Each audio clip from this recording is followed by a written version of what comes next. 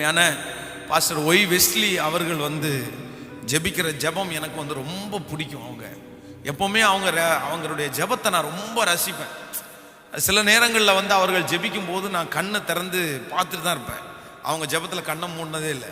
அந்த ஜெபம் எனக்கு ரொம்ப பிடிக்கும். அப்படியே அவங்க பேசும்போது அந்த வார்த்தைகளை சொல்லி சொல்லி அந்த வசனத்தை சொல்லி சொல்லி ஜெபிக்கும் போது அவ்வளோ அழகாக இருக்கும். அப்போ ஒரு விஷயம் அவர்கள் ஒரு கன்வென்ஷன் கூட்டத்திற்கு அழைக்கப்பட்ட போது அந்த பாஸ்டர் சொன்னாராமா, இங்கே ஒரு பெரிய ஒரு நல்ல நிலைமை உள்ள ஒரு பெரிய பணக்காரருடைய வீட்டிற்கு நம்ம ஜெபிக்கிறதுக்காக போகணும் அப்படின்னு சொல்லியிருக்கிறாரு. உடனே ஐயாவும் சரி போகலாம் அப்படின்னு சொல்லிட்டு அந்த வீட்டுக்கு போனால் ஒரு பெரிய பங்களா, காரெல்லாம் நின்று கொண்டு இருக்கிறது. உள்ளே இவர் கடந்து போனால் ஒருத்தர் கோட் ஷூட் போட்டு அங்கே நின்றுட்டு இருக்கிறாராம்.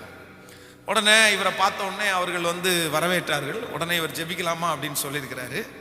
ஜெபம் பண்ணும் போது அவர் கண்ணை மூடி அவர் சொல்லி ஜெபம் பண்ணாராமா, ஆண்டவரே இந்த மனுஷனுக்காக உமக்கு ஸ்தோத்திரம், ஒண்ணுமே இல்லாத அந்த மனுஷனை இவ்வளவு தூரம் நீங்க ஆசீர்வதிச்சிட்டீங்க. இவர் ஒருவேளை கையெடுக்கலைன்னா கூட இவரை பார்த்து கையெடுக்கிறதுக்கு நிறைய பேரை நீங்க வச்சிருக்கிறீங்க ஆண்டவரே, உமக்கு நன்றி அப்படின்னு சொல்லிட்டு ஜெபம் பண்ணி முடிச்சிட்டாராம்.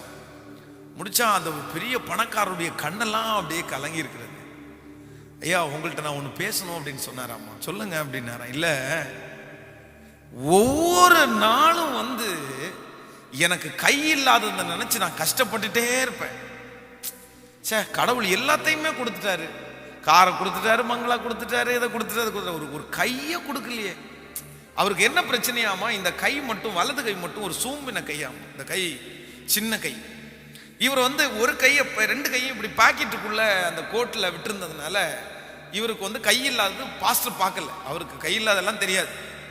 அவர் காமிச்சாராமா, எனக்கு கை இல்லை, என் வாழ்க்கையிலே டெய்லி நான் மனசுல கஷ்டப்படுறது எனக்கு இந்த கை இல்லைன்னு தான் நான் கஷ்டப்படுவேன். ஆனா இன்னைக்கு கூட நீங்க வர்றதுக்கு முன்னாடி அப்படிதான் நினைச்சேன், நமக்கு கை இல்லையே அப்படின்னு நினைச்சேன்.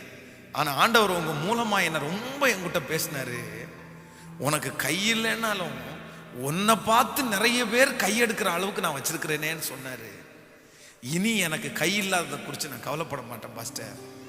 எனக்கு கை இல்லைன்னாலும் ஆண்டவர் என்னை பார்த்து கையெடுக்கிறதுக்கு நிறைய பேரை வச்சிருக்கிறார் அப்படின்னு சொன்னாராம்.